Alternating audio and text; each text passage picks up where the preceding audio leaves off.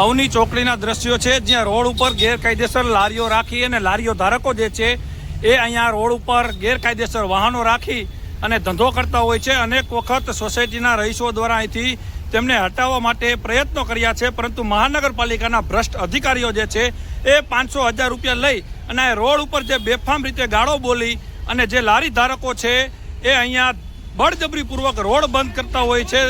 ત્યારે અત્યારે તમે જોઈ શકો છો કે આ અવની ચોકડીના રહીશો દ્વારા અહીંયા અત્યારે જામ કરવામાં આવ્યો છે અને આ ઘણા સમયથી સમસ્યા છે. પાલિકાવાળા દર વખતે આવે છે, પરંતુ જે ઓલી નોટ કે ને ગાંધી બાપુવાળી લઈ અને વહીવટ કરી નાખતા હોય છે. ત્યારે અત્યારે હવે આખો રોડ જે છે બંધ કરી નાખવામાં છે ને મોટી સંખ્યામાં લોકો અત્યારે અહીંયા રોડ ઉપર આવ્યા છે. જોઈ શકો છો કે આ પ્રકારની લારીઓવાળા જે છે એ દાદાગીરીપૂર્વક બળજબરીપૂર્વક અહીં રાખે છે અને બેફામ વાણી વિલાસ જે છે એ કરતા હોય છે. ત્યારે અત્યારે આ અવની ચોકડીના રહીશો તમે જોઈ શકો છો કે આજે આ રોડ જે છે એ અહીંયા બંધ કરી દેવામાં આવ્યો છે. અહીંયા અંદાજિત 100થી વધુ જેટલી લારીઓ છે રોડ ઉપર દાદાગીરીપૂર્વક રાખવામાં આવે છે, પરંતુ કોઈ ધ્યાન દેતું નથી.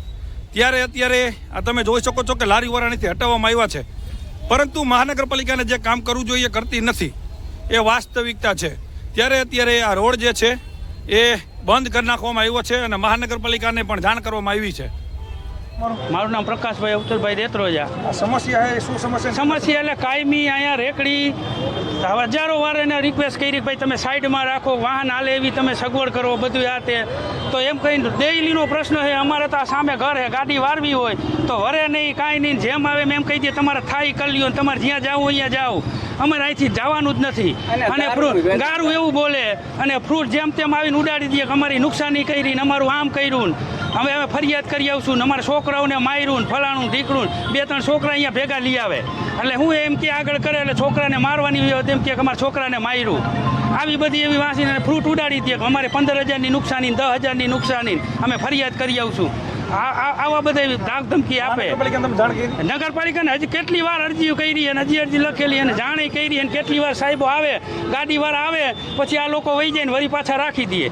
ખાલી એને કહી જાય ઓલા ત્રાજવા લઈ લઈને એમ કહે કે હાલો લઈ જાઓ, હું આગળ ગાડી મૂકી દઈએ, પછી ત્રાજવા દઈ દઈએ ને વળી પાછા એમને રહી જાય. આ લોકોને કાંઈ સગવડ એ બધા મિલી ભગત હોય તો એ ખ્યાલ નથી આપણને, પણ ધંધો કરવા દે રોડ બ્લોક કરી જ નાખે કાયમી. વન વે રોડ એ છતાંય રાખે.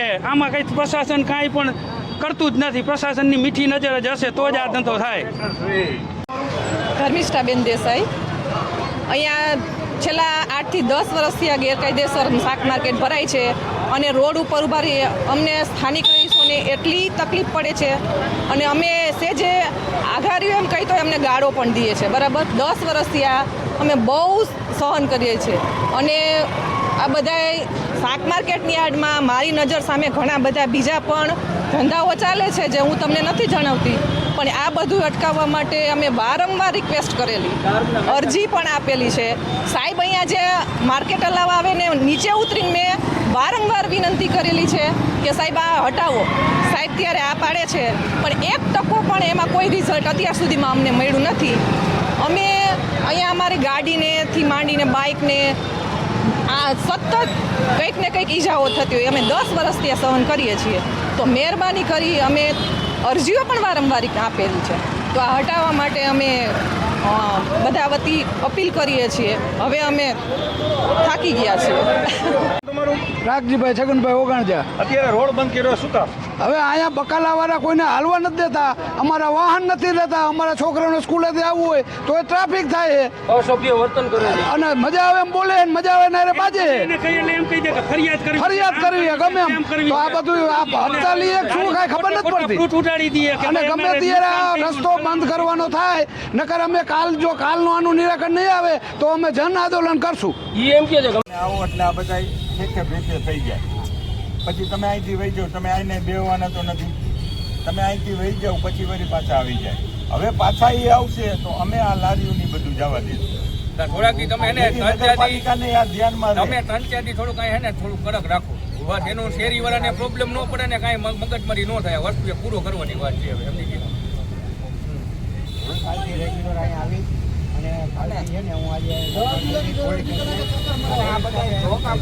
એમ થોડા 3-4 દિવસ છે ને 3-4 દિવસ થોડીક નજર રાખો એટલે વિશે સોસાયટી વાળો જે પ્રશ્ન છે ને એ પૂરો થઈ જાય. રોજ છે ને અમારે આવવું પડે આ ઘર્ષણ કરવા થોડું. શાકભાજીનો વેપાર કરે કે હથિયાર ન કરે કઈ સમજાતું નથી. બધા સાધન લઈને આવે. સાધન આમે સાધન જ ભટકાય પછી. હવે થોડીક આ જવાબદારી તમારી રીતના જે કાર્યવાહી ફરિયાદ કરવા જ આવી છે, ફરિયાદ કરી નાખી, હા કરી નાખી, શું એમ અમને ધમકી આપે? હવે જે કાર્યવાહી કરવાની થતી હોય તમારી રીતના જોઈ લ્યો. હવે બીજી વાર આટલું ફેરી વાર આવી જાય ભેગું ન થવું પડે, તમારી જવાબદારી. હવે તમે અને આ ફ્રૂટ તો જો બરોબર છે. હવે આવા ફ્રૂટ ખવડાવે બધા. હું કહું તમને, હવે આ રસ્તા બંધ કરે, શેરીવાળા ભેગા થઈ, હવે ન થાય, આપણી જવાબદારી આ પૂરું કરવાની વાત છે.